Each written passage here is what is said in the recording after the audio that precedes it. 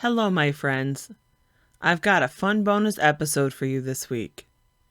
I recently had Eve Simon on my show, and we had a long and serious talk about grief. But before that happened, there were a couple of silly conversations. One about regional differences that started with a chicken suit, and another about being a potty mouth around family. I thought both of them too funny to leave on the cutting room floor forever. I hope you enjoy these cut for time gems. Welcome to Jackie Just Chatters. By sharing people's stories, I strive to generate laughter, inspiration, maybe help you escape from the stressful world. I am your hostess, Jackie Lentz, who's still figuring out her own story. This podcast comes out every other Thursday. I can be found wherever you get your podcast or on YouTube. I'd be most grateful if you left me some stars or a review, and subscribe if you never want to miss an episode. Thank you for listening and sharing. Eve and I were talking about bacon, and then our chat took a serious left turn. Yeah, I realize I am in a small minority of people on the planet that I get teased so much about my bacon issue, and then I usually follow it up because if that hasn't just jaw dropped them on the floor, I don't like apple pie. I'm on the fence about apple pie. I can take it or leave it. But if you make me live without bacon, we're going to have an issue. I am not an anti-baconist. I am never going to tell somebody else they can't have bacon. Okay. Like, good. I'm not a vegetarian. I like meat. I enjoy meat. And this is going to get me into big trouble. And I don't care. I don't have a problem with leather. I don't either. I don't feel you have to. I'm like, if you're going to eat the animal, might as you well can wear its skin. We have done this as humans for thousands of years. Now, if it makes you uncomfortable, you do you. I'm never going to tell you you have to eat a cheeseburger, that you have to put on anything made by animals. Just stop telling me how to live my life. It's my choice. Leave me alone. As long as you're not wearing a chicken suit, because that's just silly. You know, you can wear a leather jacket. Unless you're selling chicken. You know, if you're outside the KFC, you could wear a chicken suit to sell the chicken. Otherwise, that and Halloween, no, don't go there. Don't wear a chicken suit to brunch. Let's just say that. That would be very odd. Though I feel I've chicken suit in my life. Okay, I've never been to New York City. I know. They may wear chicken suits. But that's what I was going to say. I could see that. I like the way my mind envisions New York City. I could see somebody wearing a chicken suit going to brunch. It could be. I wouldn't find a chicken suit in the Upper East Side, maybe Upper West Side, barely, but definitely down in the Village, you'll find a chicken suit. I agree with you. That is the audience for chicken suits. We're going to go trolling for now pictures of like chicken suit brunch. And if we find one, it'll be in New York. I can't imagine where else it would be, because it certainly wouldn't be in LA because they feel too strongly about animals. So. Yeah. They can have their tofu and enjoy it. And their fires and their mudslides. And their earthquakes. That's right. Can you tell I don't live near LA, California, or any of the West Coast? Yeah, me too. Although we had an earthquake in DC, and I've never been in an earthquake before. And I was sitting at my desk, and like everything shook, like something was dropped above us, like someone dropped something very heavy in the office ahead of me, and I'm like, "What the fuck was that?" And then the whole place started shaking, and they escorted us out of the building, and they're like, "Oh yeah, that was an earthquake," and the not Statue of Liberty, the Washington Monument was fucked for years because of it. Yeah. Yes, I was just gonna say that's right. I remember when the monument got all the cracks, and nobody could go in, and it was weird because we don't have them, so we had no idea how to recognize it when it happened. There was construction going on the building. We're like, oh, I guess they're just doing. Whoa, what the fuck was that? And you don't know if you should hide under your desk. You don't know the hiding in the threshold kind of thing. It was just kind of like I was on the phone. I'm like, I gotta go. I think that's a click. But yes, we rarely get earthquakes on the East Coast. I'm obviously in the DC area. Yeah, I'm in the Great Lakes area. We really don't do earthquakes. Now we No, actually have had some every so often, but it's one of those like, really? Did we honestly? Do I know anyone who felt anything? there you go. Because you get them sometimes, and then we had aftershocks for a long time, and we just were wholly unprepared for that. And everyone in California is like, yeah, you'll deal. I'm like, oh, thanks. Right. But that's how like we are with snow. Yes, fair enough. We're like, "Oh, it's snow, whatever, it's fine." And like you go down south, there's frost. There's frost and then everything's shutting down. DC is like that. Like I went to Brandeis University for graduate school, so that's just outside of Boston.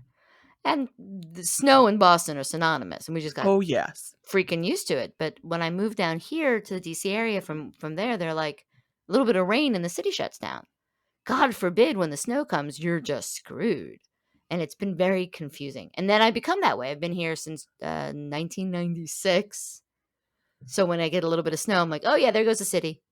Uh-oh. Yeah. Get your food. Do yuppie food. I forget what it's called. Um, you go to the supermarket, you gotta go to Whole Foods, like right before the storm comes, and you have to get all your apricots and all your hummus as opposed to your bread and your cheese and your toilet paper and all that. Yuppie food riot, that's what it's called. That you have to get all your shit at your Trader Joe's and at your Wegmans and all that, and it's all chaos. And then you get like a half an inch of snow, and people are like, "Oh, phew, I'm good." Nuts. Half an inch.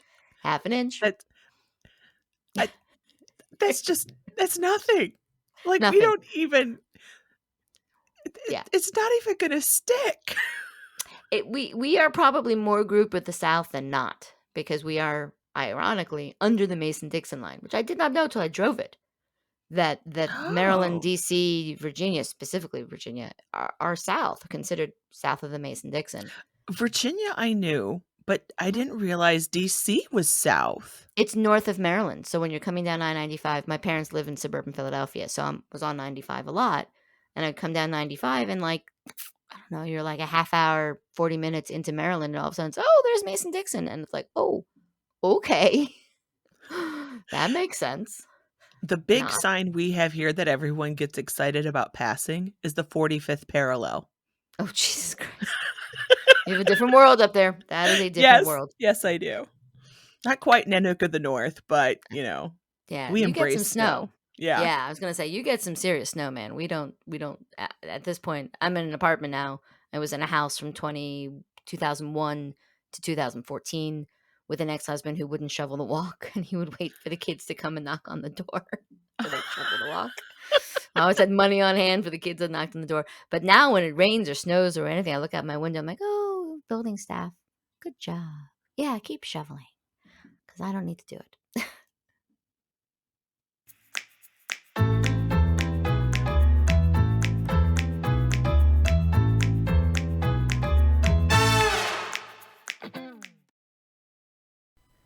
Then our conversation about technology transformed into one about swearing. And these days, it's not even the computer. If Wi-Fi goes down or your internet goes down and you're at school or you're at home, you're suddenly like, well, I can't do anything. And I'm like, we used to do everything without Wi-Fi, right? Right. Everything. I saw a meme recently. It's like, tell your kids that you're older than Google, and they'll say no, and then they look up the date of Google and they're like, holy shit, you're older than Google. Which Right. was started by two Gen Xers. But yeah. Yeah, I went through and got a whole degree and then got my now by the time I got my teaching certificate, Google existed. But yeah, it was before Yeah. Google. Totally before Google. I mean, and before any of these things, we not only existed, we thrived, and we learned how to do the other shit because that shit didn't exist. Right. I curse a lot. So, hey. That's okay. When I'm not doing the podcast, I curse a great deal. I'm very salty. Good girl. Good girl. I could never swear in the classroom because, I'm the role model. So out of the classroom, I would swear, and now that I'm no longer teaching, oh, I let her rip. And my mom's like, "Oh my gosh, you just didn't talk like this." I'm like, "That's because I couldn't.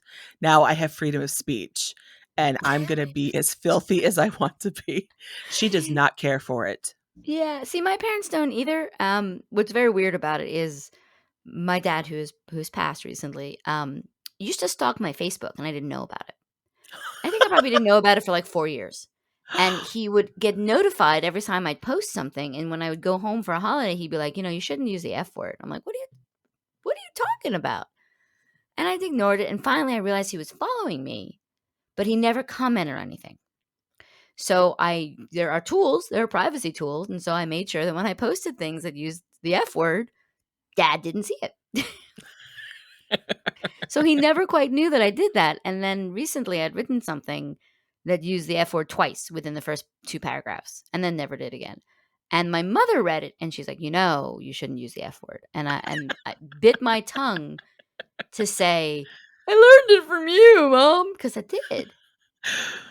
Because she talks to herself in the bathroom and she curses to herself in the bathroom. And the curses are never like, "God damn it." They're like, "Shit on a motherfuck dick cross bitch." She just did it the other day.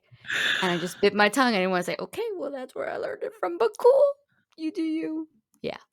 Yeah. Ugh. The F word is not, I get it. The F word for some reason is not ladylike. I guess you're not supposed to do it. I guess it's too strong for people of that generation, but there's nothing better than the F word, I have to say. For baby boomers, it's just a bridge No too bueno. far. Okay. It's Interesting. it, Can you say shit? a little bit, Oh, but shh. if for great emphasis, I'm allowed to do an occasional shit, possibly an ass, but Oh. that's they should be used sparingly and for emphasis only. Well, I have to say, fuck that shit. That's all. Uh, Yeah. yeah, Yeah. yeah. Fuck is definitely a Gen X. I mean, I know more Gen Xers that use that than any other, or well, maybe later, but there's just something that is evocative and it's like deep and it's light and You it's know all those what? things. We're gonna blame Eddie Murphy. Yes. It Oh was my God. raw, Hilarious. and then Yes. Oh, everybody raw. started to use it. I think that's true. I I really wanna go back and watch Raw again because my guess is that would be like, "Huh, this is a Sunday." Like, Right. Right. this is Right. not Like, funny, like, it's not shocking anymore. no, it was at the time. You're Right, 100% right because everyone's like, no one does that. No one speaks that way. right. Yeah. Oh And my God. now I it's bet you're right. like everybody I've heard Yep. grandmas speak that way. Like, My grandmother did not do that, but I understand what you say. Yeah, I think that you mentioned freedom. I think it's cool. I don't know whether we made it for ourselves or not, whether we cloaked it like I did up until my father passed away 5 months ago. Passed away September. I cloaked my Facebook posts up until September, and he was 84 because I didn't want him to see me say fuck because I did. And I'm 53. I shouldn't have to do that, but there you go. I would probably have to watch it. My parents, thankfully, are not on Facebook, Yeah, so good I call. I have freedom. Though I do have aunts that are the same age bracket, and I'm like, I can't. I can't. I just can't do it can't- to them. They're so Like, good. I don't give a I shit. love them. I do too. The I have uncles and aunts and cousins and all those people, and I'm like, my father's sister is on Facebook. She's 80. She just has to suffer through it. I don't care. I mean, technically, they should forgive me because 'cause they're all good Catholics, but Ah, I I just yeah, the guilt's too much for me. I can't do it. I'm I Jewish. can Don't talk about guilt. That's right. Yeah. We share Guilt that. off. Oh, I don't know who. I think it would be a tie. It Yes. would be a Oh, yeah. tie. With the exception of bacon coming into the mix, it would be a tie because Yeah. Jews and their guilt are no bullshit. Yes. Well, my mom, my sister and I laugh. We call her the conductor of the guilt train. Yes. May have to keep that. May have She to she use that. wields that like ninja swords. I'll be talking to my sister and she's like, "Mom called." And I'm like, "Guilt train, isn't it?" And she's like, Yeah. "Yep." Yep. Like, "What are you On doing time, now?" right? Guilt train is early today. Yeah. And my Holy mom's cow. going to listen to this and she's going to be like, I can't believe you said that about me. I can't believe that. Other people are going to hear that. But at Does least she I'm listen? talking about her. Oh, she does. My mom is one of my biggest fans. She listens to all my episodes and I love her. Good. And Hi, you should go listen to my Mother's Day episode. Last year, Mother's Day, I interviewed my mom. It is Mom. still to this day one of my favorite episodes. She's probably a better storyteller than even I am. And That's she's gone amazing. through some shit. Like, she was a stewardess in the 1960s. Dude. And how she didn't get killed, I don't know. I mean, the stuff that she did, she should have died. That's amazing. So, yeah, you should check it out because Okay. it's funny. Oh, hi, Okay, Mom. I'm glad you're listening. she'll be okay, so now I'll be forgiven.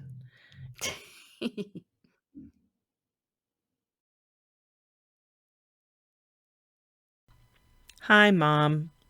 I love you very much, and I appreciate you listening to all my episodes. And to my other listeners, I also appreciate you guys. It means so much every time I see another download that somebody else has listened to an episode. It makes my day. Thank you, thank you, thank you.